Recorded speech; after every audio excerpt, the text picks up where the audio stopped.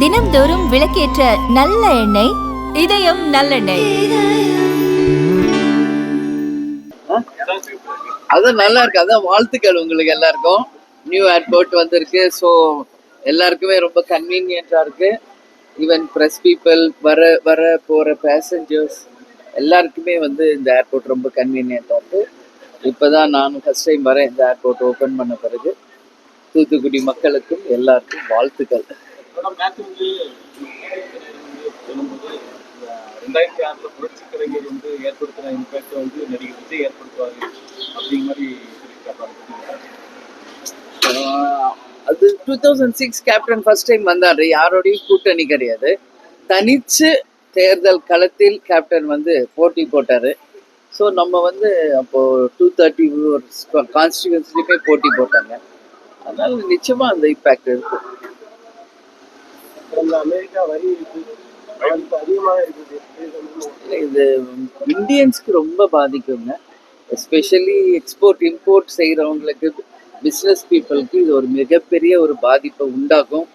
Already நம்ம நாட்டிலேயே GST போன்ற பல வரிகளால் நம்ம மக்கள் பாதிக்கப்பட்டிருக்கிற நிலையில் இன்றைக்கு அமெரிக்காவுடைய இந்த வந்து நம்ம மெயினாக இந்தியாவில் ரொம்ப பாதிப்பு ஏற்படும். மத்திய அரசு உடனடியாக அவங்க கிட்ட பேசி அதை சரி செய்து நம்மளுடைய பொருளாதாரத்தை மேம்படுத்தணும்னு கேட்டுக்கோம். தமிழகம் வந்து பீகாரில் போய் இந்த வாக்காளர் பட்டியல் மதிப்பெண் அதே நேரமாக அந்த கூட்டணியில் இருக்கவங்க மற்ற ஸ்டேட்டில் வின் பண்ணுறாங்க. அப்போ அந்த மாதிரி பிரச்சனை எதுவும் கிடக்க மாட்டாங்க. இப்போ தமிழ்நாட்டில் கூட 40 தொகுதிகள் வின் பண்ணுறாங்க. இது தேர்தல் ஆணையம் இங்கே அவங்க வந்து ஸ்டேட் கவர்மெண்ட் இதை பற்றி தாங்க அவங்க வெற்றி பெற்றா அது நல்ல தேர்தல்.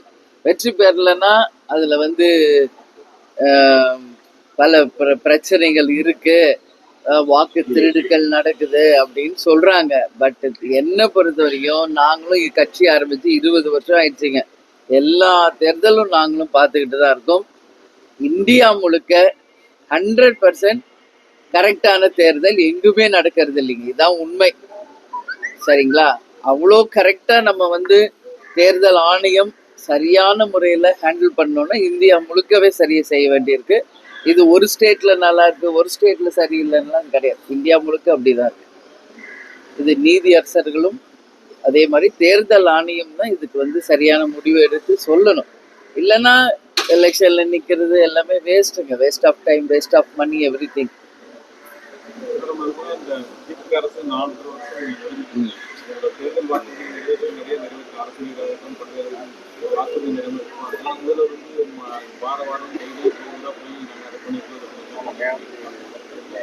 அதான் நான் இது ஒவ்வொரு ப்ரெஸ் மீட்லையுமே நான் சொல்லிக்கிட்டே தான் வரேங்க. இப்போதான் தூத்துக்குடியில் சொன்னேன். அவங்க கொடுத்த பல வாக்குறுதிகள் இனிமேல் நிறைவேற்றல. அதான் உண்மை. மக்கள்கிட்ட நீங்கள் போய் இதை கேட்டிங்கன்னா தெரியும். அதனால புதுசாக அவங்க வந்து தேர்தல் ஒட்டி வர்றதுக்கு சொன்னாலும், பல அறிக்கைகள் அவங்க கொடுத்தாலும், ஏற்கனவே தேர்தலில் அவங்க கொடுத்த வாக்குறுதிகள் கட்டாயம் நிறைவேற்றணும். அப்போதான் அவங்க இந்த ஆட்சியில் மக்கள் தேர்ந்தெடுத்ததுக்கு ஒரு அர்த்தமா. ஓகே, நன்றி.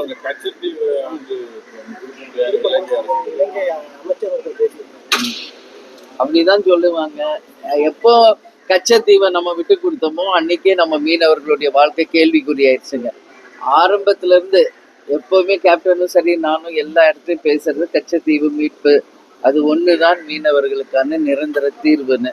இது வந்து நிச்சயமாக 2 நாடுகள் ஐநால பேசி எப்படி நம்ம அவங்களுக்கு விட்டு கொடுத்தோமோ அது மாதிரி திருப்பி வாங்கணும். அது பார்ப்போம். மத்திய மாநில அரசுகள் அதுக்கு துணை நிற்கணும். அது எப்படி நல்லது நடக்கணும்னு நாங்களும் எக்ஸ்பெக்ட் பண்றோம். We will wait and see.